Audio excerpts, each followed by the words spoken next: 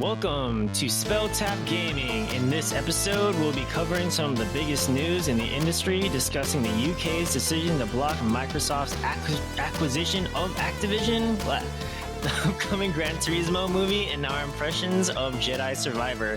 We'll also be taking a deep dive into the 3 phases of VR gaming, falling in love with VR, breaking up, and finding reconciliation.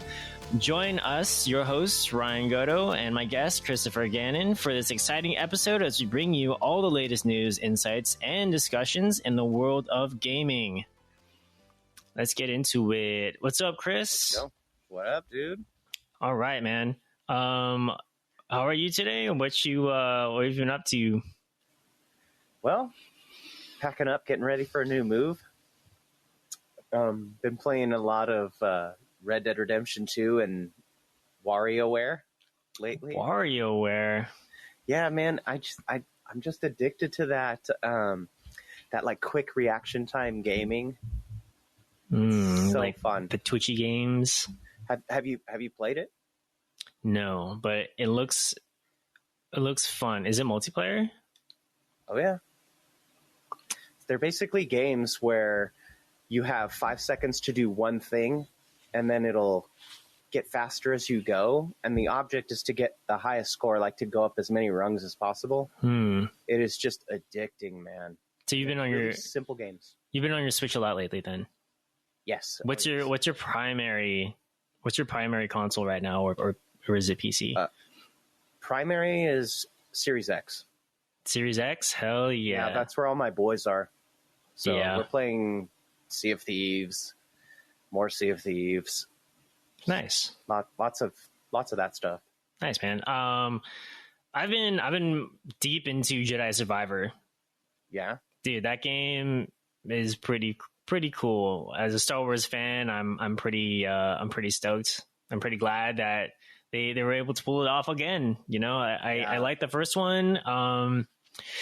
It definitely had some issues, kind of like with the navigation and stuff like that. Like I always got lost, and like looking at the map was like totally confusing to me. But I feel like it's a lot better now. You know, they kind of smoothed out a lot of that stuff. But we'll talk about that a little bit later. Okay. But so right now we are going to go into a couple news stories that I found pretty interesting. The UK blocked the Microsoft acquisition of Activision, and we'll read a little article here, actually from CNN Business by Hannah Ziadi from CNN. UK blocks Microsoft takeover. Let's see. I'm gonna screen share this. Okay. Actually, do I need to screen share it? No, I don't. I'm not going to do it. UK blocks Microsoft's takeover of Activision Blizzard. London, CNN. The UK antitrust regulator has blocked Microsoft's purchase of Activision Blizzard, threatening to thwart one of the tech industry's biggest deals over concerns it will stifle competition in cloud gaming. The Competition and Markets Authority said in a statement Wednesday that it was worried the deal would lead to reduced innovation and less choice for UK gamers over the years to come. The acquisition, which was worth $69 billion when it was announced early last year, would make Microsoft even stronger in cloud gaming, a market in which it already holds a 60% to 70% share globally, the regulator added. Activision Blizzard is one of the world's biggest video game developers, producing games such as Call of Duty, World of Warcraft, Diablo, and Overwatch. Microsoft, which sells the Xbox gaming console, offers a video game subscription service called Xbox Game Pass, as well as a cloud-based video game streaming service. The deal to combine the business has been met with growing opposition by antitrust regulators worldwide. In December, the U.S. Federal Trade Commission sued to block the takeover over similar competition concerns. A hearing is scheduled for August. The European Union is also evaluating the transaction. How do you feel about this, Chris? I'm very grateful that they did this. Microsoft, yes. Oh, yes. Reason why. This will move towards the no more owning of things, right? I like to own my video games. I do have Game Pass. I do pay the monthly subscription for it. But when it comes to a specific point where you're going to purchase another company, two companies, and you're going to take their games and then put them into that platform, like, I would much rather be able to try a game out and then buy it flat out so I can have it. Now, say for example, they have all these games, they put them out there, but you have to pay a monthly subscription in order to pay them. Or, I mean, not pay, play them. Now, what happens? Are they going to stop doing retail sales and they're just going to make you pay to play? I don't want that. Like, you see all these games back here? I own them all. Every single one. Okay. That's what I prefer. So you're telling me that if you had the choice, you'd rather buy the physical than the Oh yeah. Oh, any day. digital version? Any day. Okay. Sometimes it's not possible because games will release digital only. Like Diablo 2. You make a fair They point. release that, but no physical copy. You make a fair point. I know tons of people who definitely like to go to the store and like grab it like that first day, and like they used to like wait in line, like and then like, you know, they would pre-order and then like, oh, have your copy here at midnight. You know, Those were the days. those were the days. But for me personally, I'm glad those days are done. It was a hassle. So when Gears of War 3 came out, I waited outside of GameStop at midnight to pick it up. Mm-hmm. We're all waiting in line in the store to get the game. Yeah. They had 3 copies on 3 different TVs, and we were all getting to play before we picked it up. Oh, I met so many good people. Actually, like, I still have like 3 or 4 of them on my friends list, and we still play. That's sick. Okay, I mean, yeah, you're missing out on all that. I mean, I remember back when Halo 2 first came out, we were waiting in line, and fucking Master Chief showed up, and people were losing their fucking minds. Halo 2, dude. That was the only game I stayed up all night to beat in one night. Like, You're probably one of many people who do that. my buddy and I played that game all night. We beat it, and we were so tired. We ended up having a disagreement and got into a fist fight the next morning. Like, while you were playing Halo? No, after we were done, because we were so fucking tired. Oh my We god. just wanted to sleep. Were you guys playing on Legendary or something? No, normal. Yeah, dude, I don't have the stamina for Legendary. I don't know how I have the stamina for any game that is gonna like make me upset. I So don't play Elden Ring. No, I can't play Elden Ring. Like, I honestly don't. I still don't see the appeal of it. I don't think, like, I don't know. I feel like we talked about this before, but I want to play a game to escape most of the time, and if I'm feeling like stressed out playing a game, like, and then you beat it, to me just it still doesn't feel rewarding for like the stress that it like puts you through. I get it. So forgive me, but I'm story mode all the way, and I don't care. I don't care. I just want to I want to feel like I am a superhero and no one can stop me, and just like plow through waves of enemies, and that is like a release to me. You know? I don't care to have the physical copy. Like, am I concerned that like my digital library is gonna like go away a little bit? But like I feel like that is major grounds for some kind of like lawsuit. So I'm like not too worried about it, because like I paid money to have You know, I mean, Game Pass, you don't actually own the game. You just like have like the rights to play it, to download it, whatever, for as long as you. And you know, and not every game is like will stay on Game Pass. There's like a rotation, so like some games will like actually leave. Well, this is my problem with this, right? Is I bought a bunch of games on the Xbox 360 arcade, and when the newer consoles came out, those games became obsolete, and I could no longer play them anymore. So games that I paid my hard-earned money for automatically just went away because they decided that those games weren't going to come over to this side. Mm-hmm. So even now, if I had an Xbox 360 and I hooked it up and did everything like that, still can't play them because they're gone. So you're telling me that, so if you had, so all the digital games, if you try to plug in your Xbox 360 and try to play a digital game, it wouldn't work? Nope. Because they canceled the service, I believe.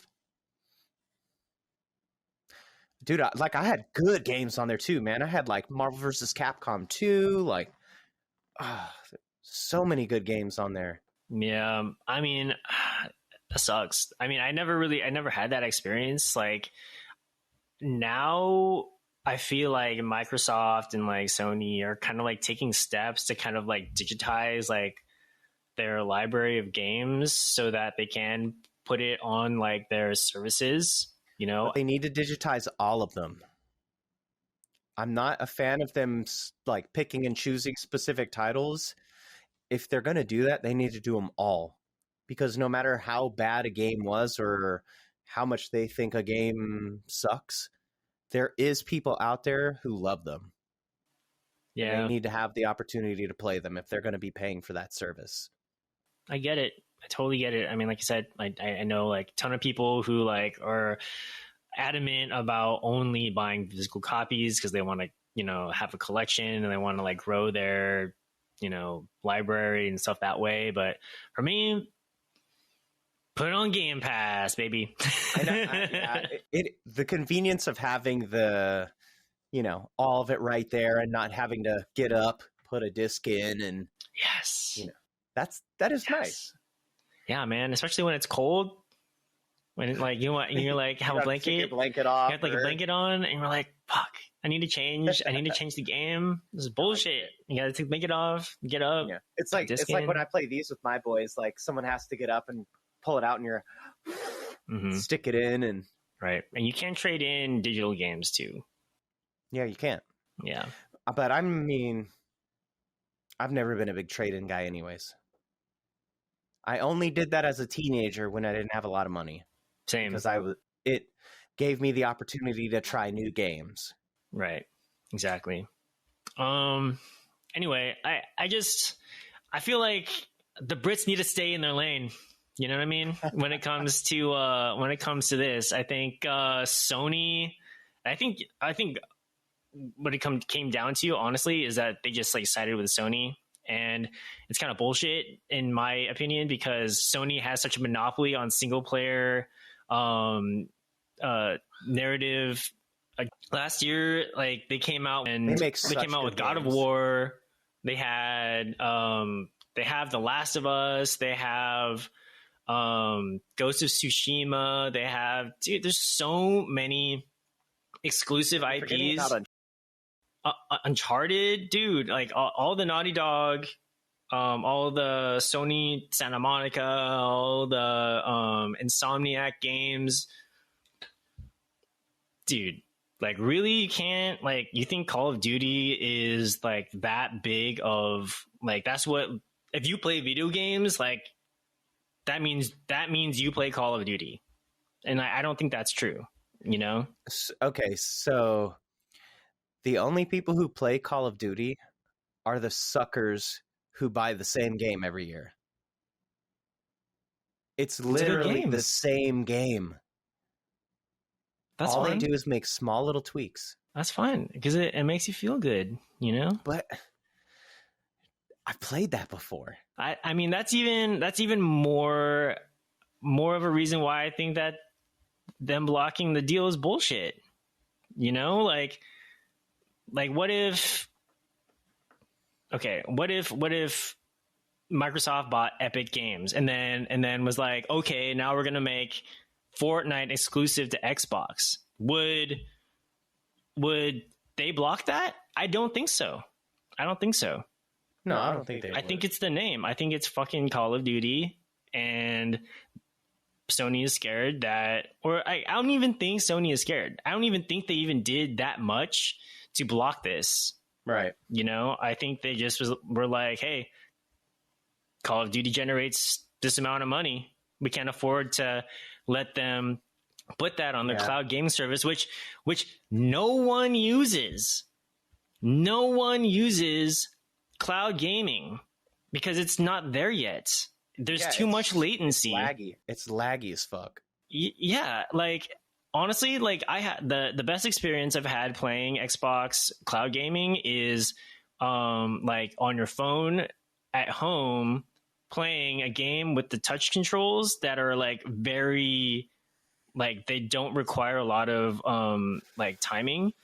Right. Like Persona, I was so happy when they put all the Persona games on cloud gaming on Game Pass, because that is such a good cloud gaming game. You just the Persona series is so good. I can do a whole episode about the Persona games. I love them much. I love them so much. I'd be down. But yeah. So it's exciting that like they think that the competition is going to be too much for like cloud game because of cloud gaming is bull. I think they need to really, I don't know. Something's messed up here, and I don't like it. Maybe someone at the top pissed someone else off at the other top, and they said, "I'm going to ruin you." I think someone, the head minister or whatever of they're just Sony fanboys, and we're just like, the head hell minister no. of Magic said, "Fuck that." The minister of Magic said, "Fuck that." We're Call of Duty. It's like is for everybody. Yeah, hell no. Anyway, it's a bummer. I'm bummed, but I don't know. I just don't see like a very like valid reason why they would block it, but that's me. Okay. You have any final thoughts on that? Nah, man. Cool. Dude, okay. So, news topic number 2, the Gran Turismo movie trailer dropped yesterday. We both have had a chance to check it out, but I want to pull it up here so we can watch it together and kind of get some commentary going, because I'm excited for this movie. Like, I am not a racing video game person or Me neither. Or a Gran Turismo fan, but this looks sick. I think the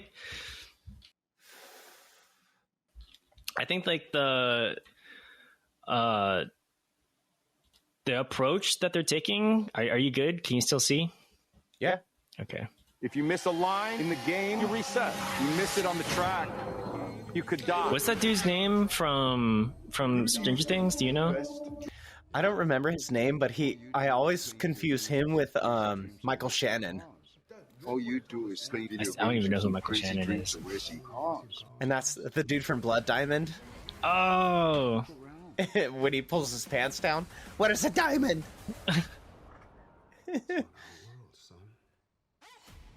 Where is this? Is that the kid from Jumanji? Nah. Wait, which Jumanji? The new ones. I don't think so. The one with Dwayne Johnson? Yeah. Never saw it. They're surprisingly good. I'm pretty sure they are. I'm just not a fan of Dwayne Johnson. I can take my leave 'em. But this looks sick, dude. Orlando Bloom is in it, based on a true story. Yeah, dude. Got Legolas up in this bitch. Legolas, yes, he's training race car drivers. So basically, these kids are like really good at Gran Turismo. You know, this is fucking Sony PlayStation everywhere, and this guy's like, oh, what if we get like the best Gran Turismo players in the world and then like put them in like $4 million fucking race cars. That's a recipe for a good time. Here's my thing though, like, why are you making all these kids do cardio to race fucking cars? Because, man, to take the G forces, you need to have good cardio. You gotta have the eye of the tiger. You don't even need a license. I know, they're all like 16, 17. It's called racing.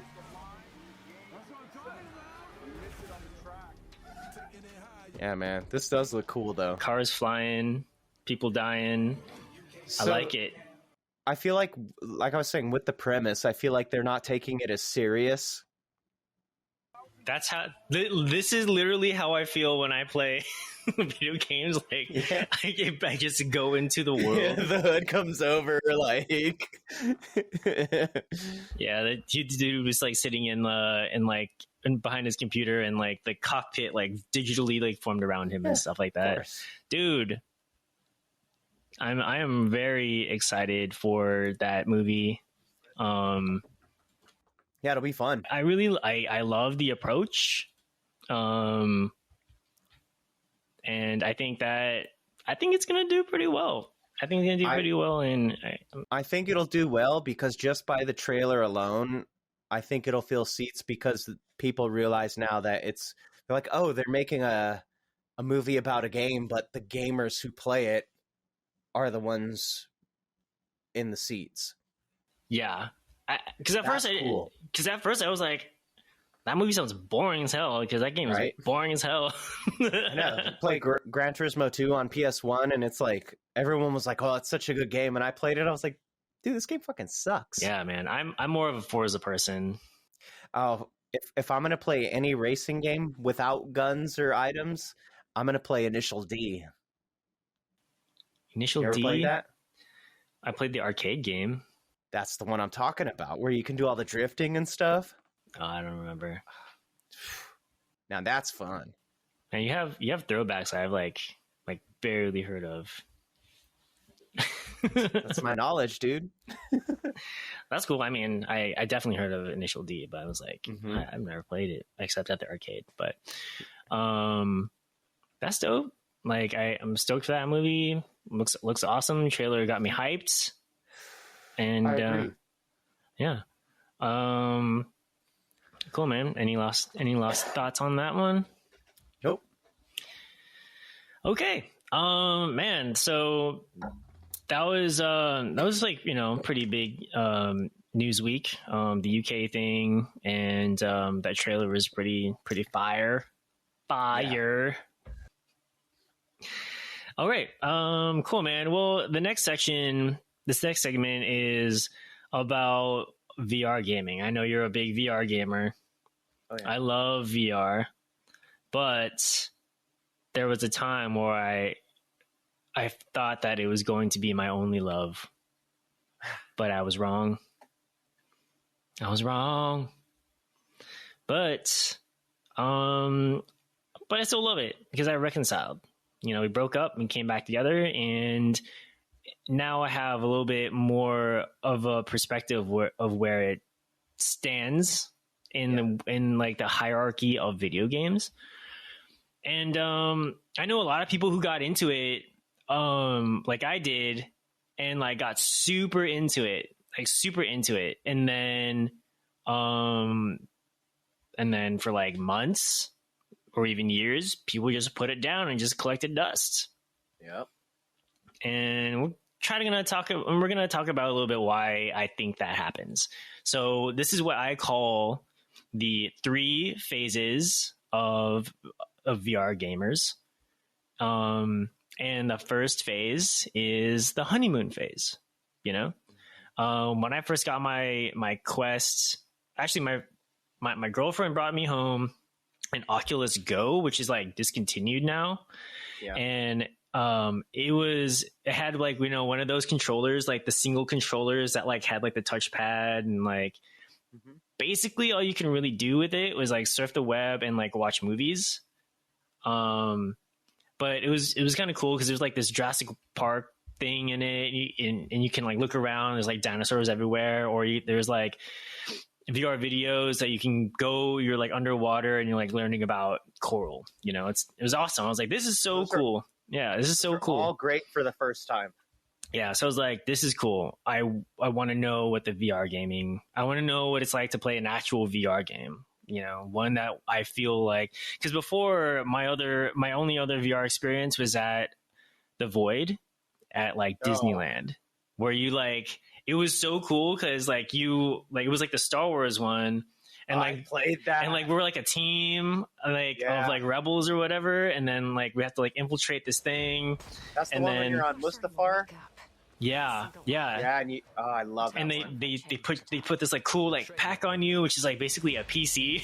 A PC backpack. Yeah, and then like they give you like the cool like headset, and then they give you like this like I think you okay, so you like start off with like just all that stuff. And it's so cool. Like it's like legit. Like the graphics are amazing, and the cool thing is that you're like looking around, you're moving around in a 3D space, which is like insane for the first time, because it's just like I'm moving around in space, and also my avatar is moving. So it's like really like trippy. And then it gets to a part where you actually pick up your weapon, and it's like somehow like the VR thing knows that like it's an object there, so you go and you like grab the object and pick it up, and you're like playing with this object in a virtual space, and that blew my mind. Okay. So in that that Star Wars simulation, do you remember the part where people have to protect someone while they're hitting the buttons to like open the door? Yes. Dude. Yes. I was playing that with a friend of mine, and I'm sitting there and I'm trying to like open the door, and I keep getting shot, and I'm feeling all the haptics. And so it's messing me up, and I'm like, I'm trying to get God. I forgot about the haptics. I had to input it at least 6 times before I got it. That's so funny. I totally forgot it. Like when you get hit, you would like feel this like vibration, but also it was like heat also. So it's like, what the heck? That was so, it blew my mind, man. I was so obsessed with VR after that, and I was like, all the VR headsets are so expensive. I don't even have like a high-end PC to run this shit. You can't even get like a Valve Index. Like there's like a wait list, and it's like thousands of dollars, and the barrier to entry was messed up. Super messed up. Meta comes along with the Quest. I was like late to the game, didn't pick that up. Got the Quest 2. My girlfriend got it for me for Christmas because she saw how much I love the Oculus Go. And man, I was addicted. Like I spent so many hours in virtual reality just trying. Like I have such a vast library of games that in VR that just like I haven't even finished. I just wanted to try it, you know. So what was your favorite game when you first started? On the Quest 2? Yeah. Favorite game. Honestly, it was the multiplayer stuff that really caught me. Because it felt like being there with my friends, you know? And it felt like an activity, like, okay, we're going to go play, you know, pick up basketball or something. And like, that's what it kind of like felt like to me. Or like going to a bowling alley, or like meeting up with friends to like do something like so active. And I love the aspect of it. Yeah. Also, this was like during like peak pandemic. Yeah. So this is like, that's when I got mine. yeah. So I'm like, oh, like this is like this is the future. Like, we don't even need to be like in the same place anymore to feel social. We don't have to go out of our house. Yeah, dude, fuck that. Fuck traffic. Fuck, drinking and driving, because you can just drink and then just like Get put on your fucked up, headset. jump in a VR chat. Like, let's go. It was a great time. I had so many friends that are also into it, like, as much as I had. Like, everyone, a bunch of my friends like picked up headsets and we played for months. I wish I could say the same. But there, and then I feel like they really stopped. So that was kind of like my like honeymoon phase, right? I'm just exploring, like, and the Quest 2 made it so accessible, and there was no wires. You didn't need anything. You just needed to put it on your face and play, And then I feel like the quality of the games started to really deteriorate. And that's where I feel like we go into the breakup phase. Not only did I feel like the quality of games deteriorated for a little while, but also I think people just got tired. Even big like YouTubers and influencers and all those other people in like the VR gaming space that are making content, they're like everyone has like the Quest 2. The Quest 2 is like the most saturated like VR. It's the most readily available thing. Right. And but the thing is, you get like a certain quality of game. You can't. People look at like Half-Life Alyx and then they look at their Quest 2 and they make the sad face. Oh yeah. I get it, but because that's like their expectation. Yeah. Well, I've played everything because I have, I only have a Quest 2, but I stream all the PC games and everything like that. Mm-hmm. And the reason why I think a lot of people go through that breakup phase is because it's not what they thought it was. Yeah, exactly. Well, let's go back, because I wanted to ask you what your honeymoon phase with VR was like. Oh, my honeymoon phase was I was playing every day. I didn't give a fuck how much the game cost. If it looked cool, I wanted it, so I bought it. Yeah, I mean, games were not even that expensive, too. Yeah, I would just play, and then the headset would die, recharge it, do something else, get back on and play some more. I would get really hooked for a while, and I remember when I first got into it, while I was growing my legs, as they say, to prevent motion sickness and everything. Mm-hmm. I remember I took the headset off after about 8 hours of playing in one day, and I walk out and I get into my car, and the only way I can really describe it is, when you're climbing in a game, right? So you're in a game, you're climbing. In real life, you're actually climbing, but when you're playing in VR, it almost feels like you're actually grabbing the world and pulling the world down as you move up. Mm-hmm. Like you're actually pulling the world because you're not physically moving. Right. So it feels that way. Now, when I was in the car driving, I had my hand on the wheel and I kind of felt the same thing. And it kind of like messed with my head for a second. It was weird. And for a few seconds while I was driving my car, I actually thought I was back in a headset. Oh, shit. Yeah, it was, dude, I was having like disassociation and everything. Wow. I mean, one thing that we should say is that like there are certain games where I can't play because it just instantly makes me motion sick. And I have a really strong stomach. I don't get it anymore. Because I'll play anything, even if it's Epic Roller Coaster. play Epic Roller Coaster for like 3 hours and throw up. I guarantee after that you'll be all right. If you get motion sick, you're just weak. You're just a weak person, bitch. Yeah, but yeah, I mean, I hate but I know what they go through. So like, it kind of sucks that people instantly like get sick, like no matter what. And I feel bad, you know, and I think that's also like a huge reason why like VR has not really hit like the mainstream, because they haven't solved the issue. They need a treadmill. Do you think that's going to solve their motion sickness? Yes, when you're standing still and you're using a stick to move forward, that does something to your brain, dude. It makes you feel weird in the beginning, but once you get used to it, it's nothing. Mm-hmm. But because like I was playing, the hell was that game? Espire. The stealth action. I haven't played game it, but I know that. That was the first game I played where you were standing still and you would use a stick to move. And I was like, oh, this is weird. Like I feel like I'm moving, but I'm not.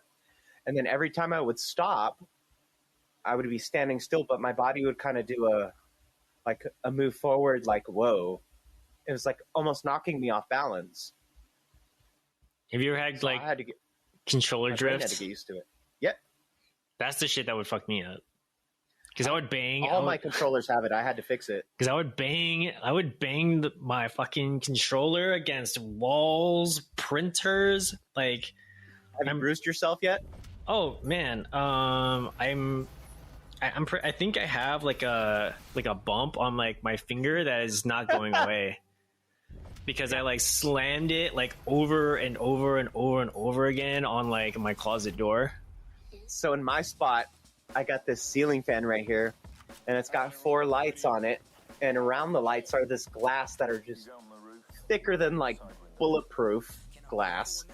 And I'm playing Echo one day, and I have the disc in my hand, and I go to throw it, and I'm doing like an overhead throw, and I go like this, and I just go whack, and I hit my top finger like right here, and I just keel over to the ground like. And I'm not making any noise, but my mouth is wide open and my eyes are tearing up, and I'm just like, I've been there. Dude. All you VR people listening to this know exactly what we're talking about. Yeah, and Meta, fuck you for killing Echo. Oh yeah, but also like, dude, the community in Echo is hella toxic. There's like it was the kids. They gotta, dude. They gotta. I feel like they gotta do something about that. Like, I don't know what I honestly don't know like the solution for that. But sometimes like the kids playing in those games made it like unbelievably hard to play just because all they did was just like yell out racist, most toxic, sexist, homophobic shit that like, where are your parents? Where are your parents listening to you yell this stuff to complete strangers? When I first started online gaming, I was about 17 or 18.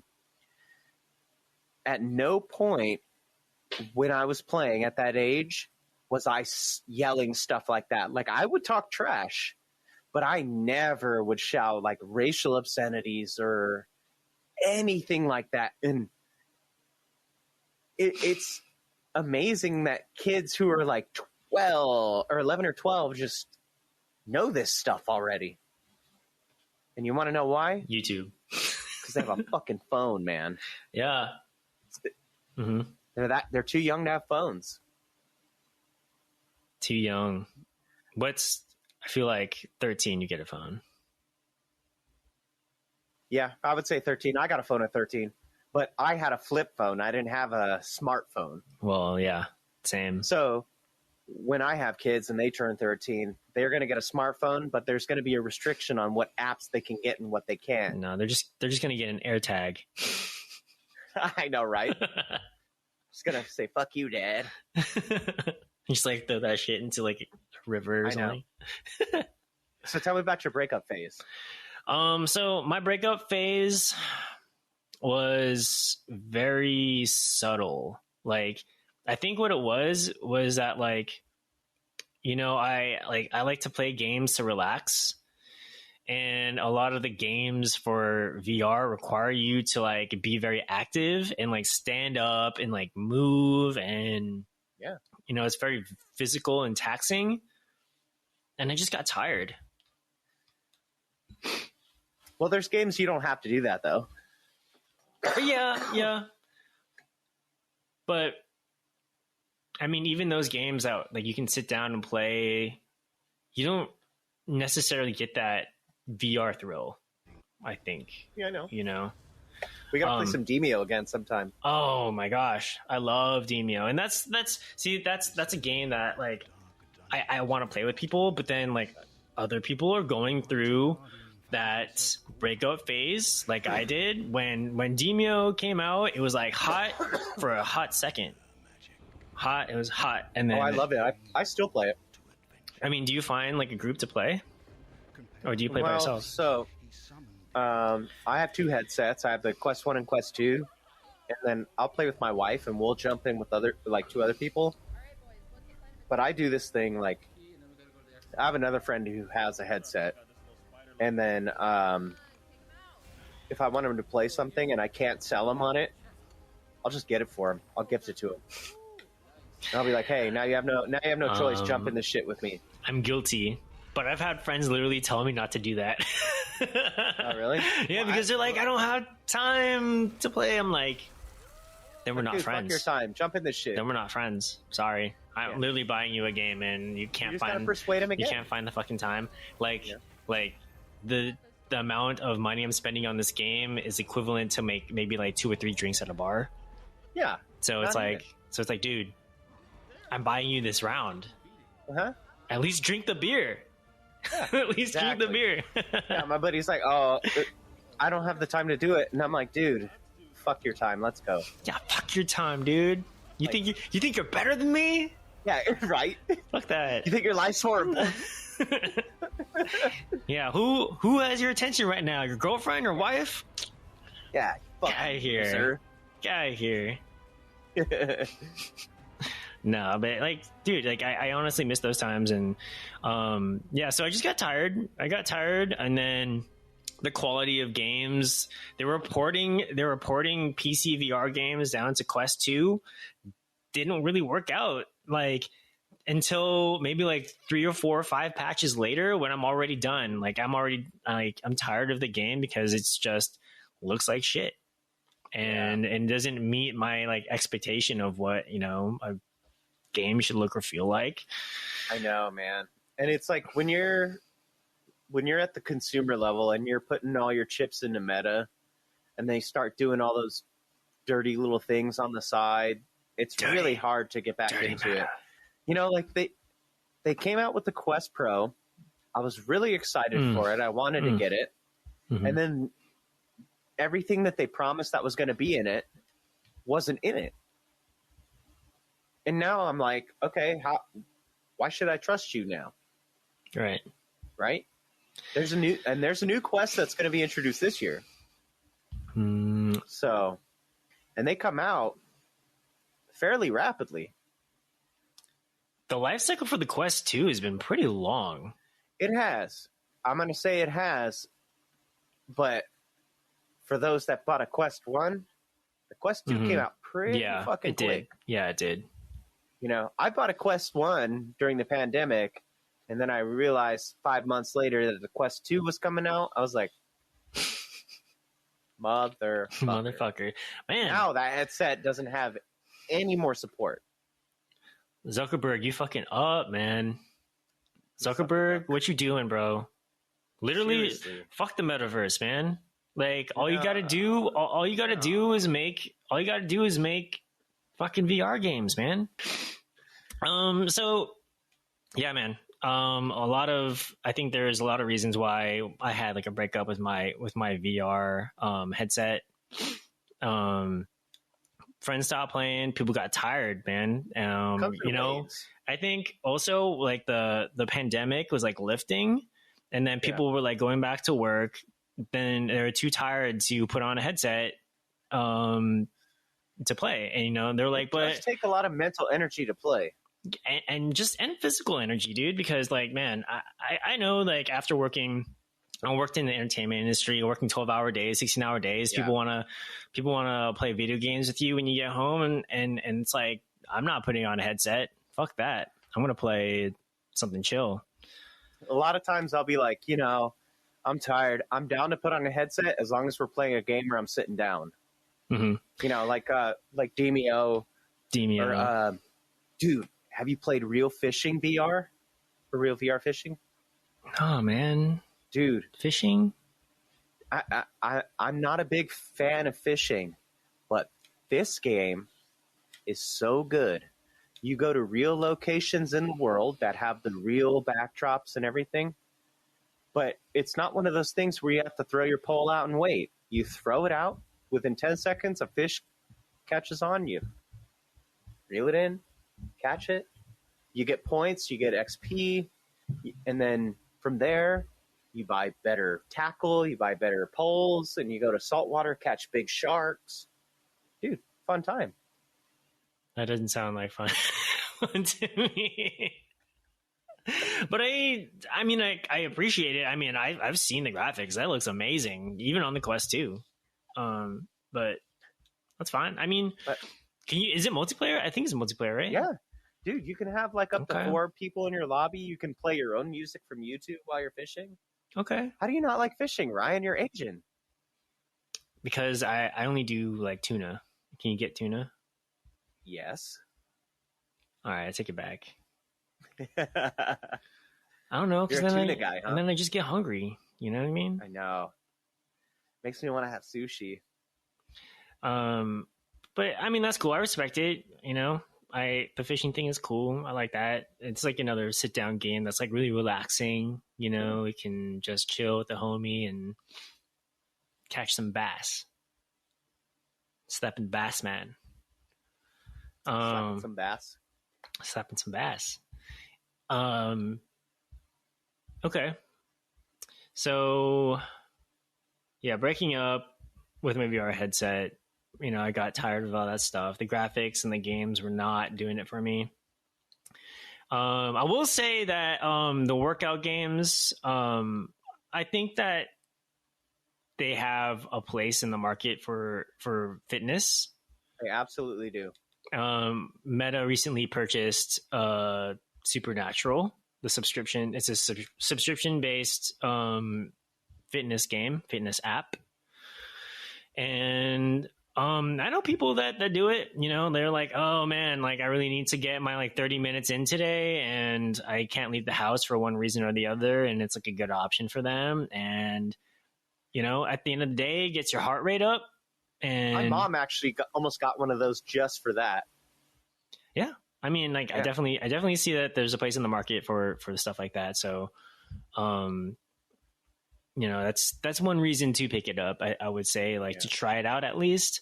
I will say that the next quest needs to be very light, because very fucking light. Because having that headset on, you try. Good luck trying to do a workout more than like 20-30 minutes, dude. I'm telling you right now, a lot of, like, from the first headset too, my neck muscles are super stiff from that damn thing. All in the back, because it's just pulling you forward the whole time. Right. Like, to loosen those things, it takes time every day. Yeah.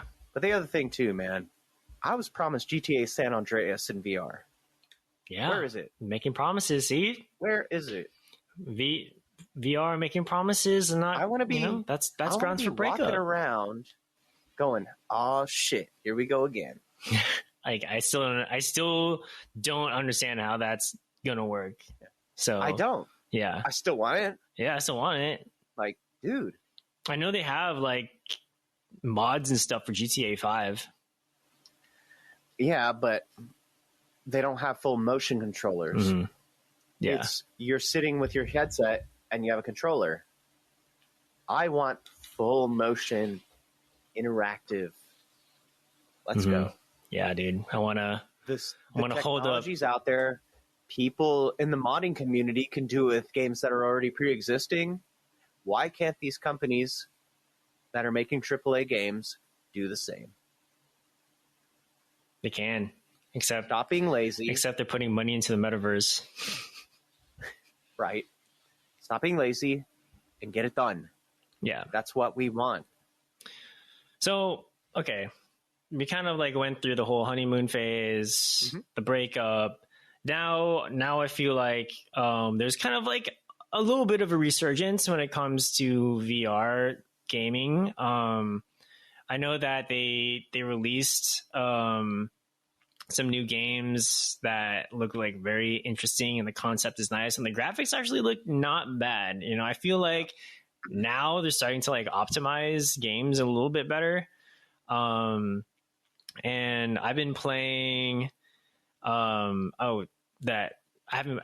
heard of this game called Breacher. Like, I really want to like try that out. Yeah. It looks pretty dope. Like the Rainbow Six Siege game? The Rainbow Six Siege style game. That game looks cool. I can see that bringing in a lot of mainstream gamers. What was it?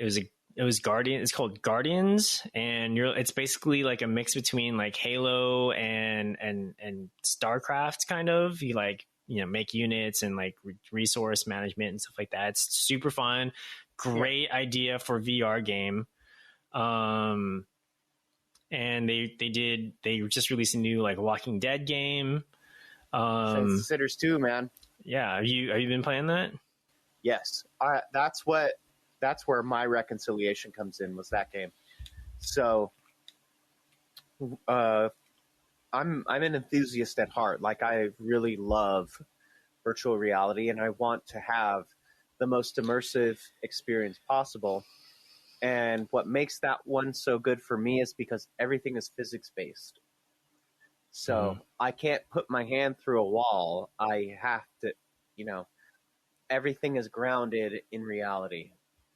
You know, the weapons, they have weight to them. Even though you don't have the weight in your hands, you can kind of, when you pick something up and you see it, you kind of feel the weight as opposed to actually having it. So then it's like, okay, since the weight's here, I have to bring it a specific way, and then I have to swing at a specific speed in order to get that weight to actually come over and down on something, or, you know what I mean? Yeah. So, and then what would even make it better for me is having a pair of Quest Pro controllers, Zuckerberg, and that would make the tracking a little better, so I can bring something over my head without my tracking missing it. And then, because sometimes it's a little faulty, a little spotty. But that's where my reconciliation come in. I became addicted again, where I was like, okay, I got to play this. I have to play this. Do they have any multiplayer games that are like that? Is Bar Fight like that? Is that multiplayer? Oh, you're talking about bar fights or whatever? Yeah. Dude, either way, it does have multiplayer, but that game's so boring. I mean, it would be less boring with multiplayer. Yeah, I guess. I played it, and it's just like one of those. It's like stress chambers. After 6 bar fights, I was like, you know what? I was like, I've kicked enough people's asses. Like, I'm good. And they're all the characters that you fight. They're all like stereotypical people. They are like the redneck, and then there's like the cholo that comes in with like, "Fuck you, Karen." Yeah, fuck you, Karen. He's like, "Hey, bro." Yeah. So it's so fun. Bar fights. I don't. Is it called bar fights? I think so. I'm trying to remember the actual name of it. I don't know. I'm pretty sure it's Bar Fight. That game was fun, man. For 10 minutes. It was fun. But it'd be cool if they had like a Walking Dead game that was multiplayer.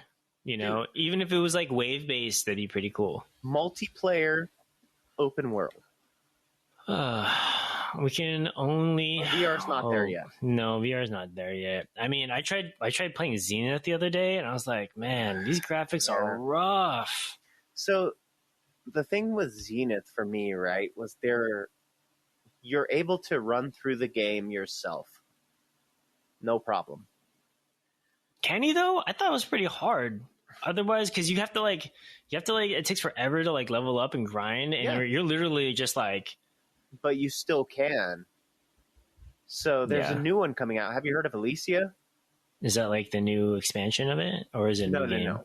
Elysia is a new VR MMO that's coming out, but it's more along the lines of the fantasy genre with like elves and all that stuff. Okay. But This is kind of like this it was game- kind of like a mix of both. This game doesn't give you a specific set of classes that you can do. You know how I think Zenith has like, what is it, 3 classes with 2 in each or whatever?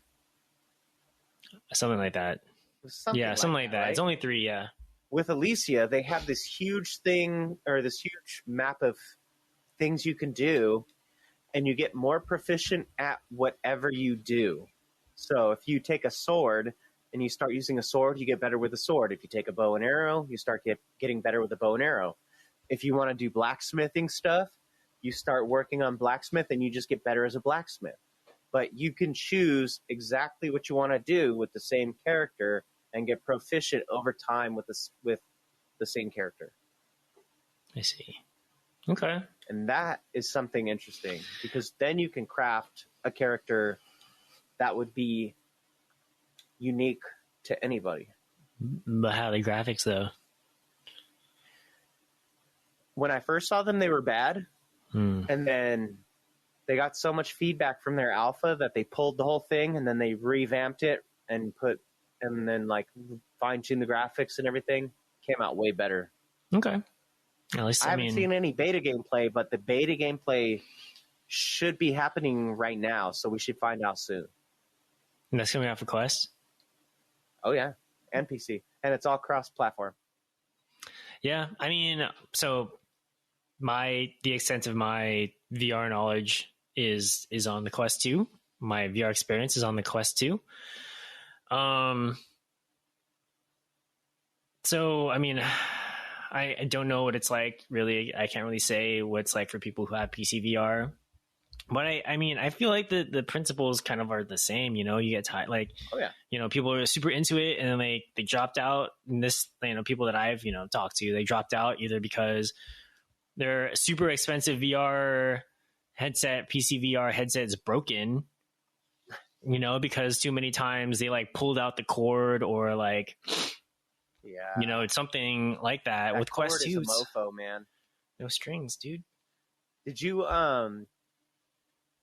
did Nick break his VR headset? You already know. That dude gets too into virtual reality. But he's not the only one, you know, other people I've known, you know, dropped out for similar reasons. And it costs money and time. It costs money and time to get that replaced. It does. So yeah, I mean, I guess if you're like a heavy like VR enthusiast and you've invested a ton of money in a really nice rig and you can play like the top end games, like, okay, like I can see maybe like you're not going to have the same experience as me, but like how many millions of people out there own Quest 2s that are going through the same thing, you know? So like I'm kind of like talking to those people who, you know, super into Quest 2, got themselves a headset, their girlfriend a headset, got their dog a headset, so they can all play in the virtual world together. And then there's like a drop off that happens. And then now it's like, all right, let's jump back in to see what VR is like now, like with all the games that came out that we were excited for, but then super disappointed because they ran like shit. But now they're like 5 or 6 patches in, they actually run pretty decent now on the Quest 2. So this is where I'm kind of reconciling, you know, like I feel like there's a place for virtual reality, and when you're in the mood for it, I think that there's games out there right now that could use some attention, you know, and I feel like there's some stuff that people should definitely be checking out in the VR space. Yeah. Cool. All right, man. Well, I want to move on to the next topic. Next thing we're going to talk about today is Star Wars Jedi Survivor, and I've played about 2.5 hours into it, and I can say that like I've had a pretty good time. The only thing is that when I played it, the patch wasn't out, so that the performance on Series X was kind of weird. It's kind of wonky. But man, as a Star Wars fan, wow. Yeah, they really do hit the nail with the hammer in those games. I haven't played Survivor yet, but I played the first one, Fallen Order. It's got everything that you want in a traditional single player linear driven story. Yeah, it's a cinematic Star Wars game. Oh yeah, has the fighting, has the platforming, has the lightsaber, excellent bro. acting, excellent cutscenes, and I'm pretty sure it's all canon too. I'm not going to say that because it's not behind George Lucas. So, to me, only George Lucas is the one who says what's canon. I see. George Lucas. Godfather. George Lucas is just an AI now anymore. Anyway. Yeah, we know. So yeah, I mean, like I said, I'm only like 2.5 hours in, but if you're a Star Wars fan, I think you're really gonna enjoy the lightsaber play. You're gonna enjoy the story, I think. And it's just fun to play. I think that with the performance patch that came out on May 2nd, I haven't tried it yet. I'm excited to get back onto it. I think that's gonna hopefully fix a lot of problems. But excited to jump on the sticks again later today and kill some stormtroopers. Throw your lightsaber. No, man, I don't get why the people throw the lightsaber. I'm like, man, because you're naked. After you just threw your weapon. Now how are you gonna block lasers? Doesn't make sense. Hey, they're not lasers. It's blaster fire. Okay. Calm down. You gotta get the terms correct here. That's right. I'm gonna get crucified by the Star Wars fan base. Okay, cool, man. Well, and then the last thing that we have today is that Zelda Tears of the Kingdom comes out this Friday. And play looks phenomenal. Everyone who's played it has said nothing but good things about it. And this next one, just seeing all of the environments and the cutscenes and just everything that comes with it, it looks like it's readying up to be a great successor to Breath of the Wild. Yeah. So I played Ocarina of Time. I did play a little bit. I'm pretty sure I got like halfway through of Breath of the Wild, and I just felt like I didn't have, because what I feel like people really love about Breath of the Wild is like the exploration and the physics and what else am I trying to say? Yeah, it's like the physics, the exploration, and like I guess like the overall gameplay is fun. Like, that's what people love, and I feel like it's the same kind of like reason why people love Elden Ring, where it's like, oh, I'm just gonna go and try doing this, like experimenting with physics and stuff. Like, okay, that to me is not a big draw. Like, what I want from an RPG, and like it's kind of like a loose RPG, I feel like, but like the fact that like Link doesn't like really talk, and like I feel like just like the narrative overall is just kind of like doesn't give me any motivation to get to the next part of the story, because what you got to do is like there's like 4 ancient beasts or something that you got to go over there, and you got to like solve an issue there, and then I just got bored. You know, it's just like I hate. There's not enough substance to move you on. Right. And it's just like what people love about the game and the things that I don't care about. I see. And that's also to each his own. Yeah. I will say, though, that the new game that's coming out, where like you can actually like build stuff, I think that's pretty cool. I don't know how much time I'm going to spend building stuff, but I think that's a really unique and cool mechanic that I didn't think that they were coming out. Are you talking about like crafting? Well, in Tears of the Kingdom, you make like vehicles now. So, because before you just had to like ride on their horse. I'm just like riding on this horse for fucking like I don't even know where to go. Like the whole time I'm playing Breath of the Wild, I'm like lost, and then I'm like riding my horse for fucking days trying to get somewhere. And then I get there, and then the boss is too hard to kill. So I'm like trying to figure out how to like find hearts, and then I have to go and collect stuff to get hearts, and it's just like the grind to me was not fun at all. But well, you also have to understand too, we're getting a little older. Our time isn't as abundant, so we don't really have the time to put into something like that. Yeah, especially if it's something you don't really give a shit about in like the first place.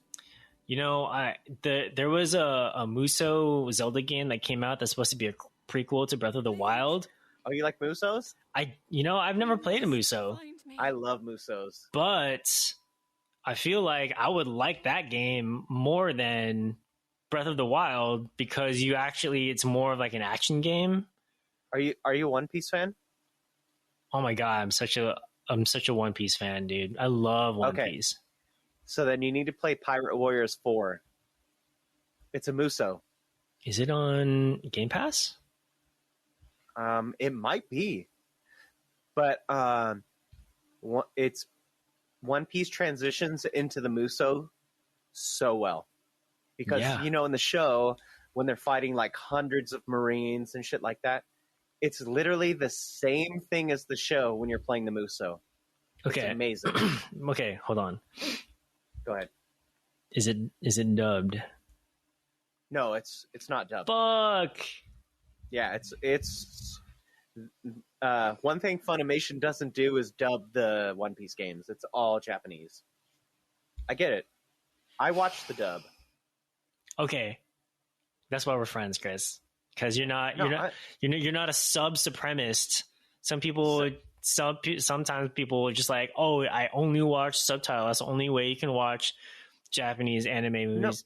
No, Fuck I off. get where they're coming from. I don't get it. For me, when I'm watching an anime for the first time, I want to experience the visual aspect of it. Yeah, and when I finish it, if I liked it so much, I'll then go watch it subbed so I can get the context. I mean, I feel like the voice actors do a good job enough of getting context. So, but I don't like to. I don't like to have to read the whole time when I'm watching something. No, man. That's the reason why I'm not reading a book. Thank you. Finally. I wish my wife was here so I could get some validation for that. You know what I mean? Like, I'm just trying to watch the show. Like, I want to see like the images out and like see someone get their ass kicked. Yeah, man. I don't have time for words. Anyway, we'll see. I'm probably gonna go back and try to play the Breath of the Wild before I play Tears of the Kingdom. Like I might just try to like tough it out or like try to find like the golden path. You know what I mean? But because I don't use Zelda and fucking Smash Brothers. I mean, I like that world. I think that's a very like cool world, and the characters I think are pretty cool. But it's just the gameplay is just not something that like I crave. Okay. One thing I will say about Zelda, what they've always done right by is the fucking music. Yes. The music is always iconic. Spot on. Mm-hmm. Like, someone can come up to me and play me any music from Legend of Zelda, and me not being a fan, I'll still know what it is. It sounds like I have a lot of hate for Zelda, but I don't, Right. Like I really like appreciate and respect everything that like Zelda brings to video games in general.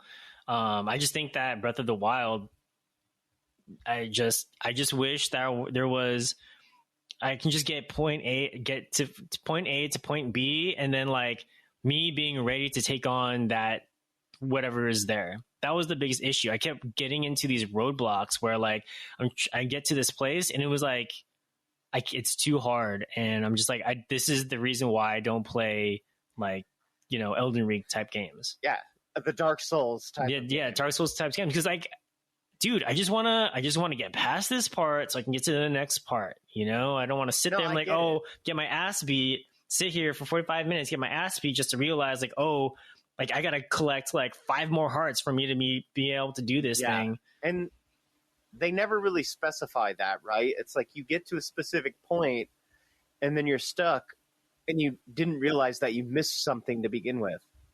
Yeah. So maybe it was just too open. Those games are unforgiving, and they really do take time. The only reason, like to this day, I'm decent at Diablo 2 is because I played it so long ago, and all that time I spent playing it, I was doing research on how to like get the proper items to like build better weapons and things like that. So when the new one came out, I was able to just jump in and play. And I already had all that knowledge. But now as adults, right, we don't have the time to sink into that stuff unless, we have no life. And that basically just kind of outs us. Right. Because we grew up with the times where you picked up a game and you were just going. Like there wasn't really anything like that back when we were young. Yeah, I mean, I get it. Yeah, that's something that people are into. They like the abuse. They're what's the word? They're masochists. Masochists. They love pain. Yeah, they love it. They get off on it, and I'm just like, dude, this is stressful. I don't like it. Just give me the loot, man. Fuck this. It all depends for me, I would say. Yep. Yeah, Elden Ring should not have been Game of the Year, by the way, because it's not accessible to all players. Just saying. What was up for Game of the Year other than that? God of War. God of War. God of War too. There was another game that I felt like it was like a JRPG. Oh, I feel like Xenoblade Chronicles. If Xenoblade Chronicles 3 won Game of the Year last year, I'd be like, that restored my faith in humanity. But it's people are not into it. I've heard they're amazing. They're massive games, and it's like I can't get into those JRPGs anymore, man. Oh, I love it, dude. They're so good. But a lot of times, like I was saying, I don't have enough time to play. So like when it gets to the point where like characters are talking, I find myself speeding through dialogue because I want to get to the next bit of action within the time frame I have. Yeah. But I know those games, they're like rainy day games, right? It's like, yeah, no, exactly. You can't go anywhere when it's raining. So it's like you throw The Godfather on because it's a 3-hour movie. It's like that. So it's like, I have all this time today. Now I can play this and really sink my teeth into it. All right, cool. Well, thanks, Chris, again for another great episode. Really appreciate you being on with us again. So we talked about the UK blocking the Xbox or the Microsoft Activision buyout, and then talked about the Gran Turismo movie. Super excited for that. We talked about our relationship with virtual reality, and we talked about Jedi Fallen Order and Tears of the Kingdom, which comes out May 12th. And so thanks for tuning in to this episode of Spell Tap Gaming. Be sure to follow us on social media at Spell Tap Gaming and subscribe to our show on your favorite podcast platform to stay up to date on the latest news, reviews, and discussions in the world of gaming. We'll see you next time.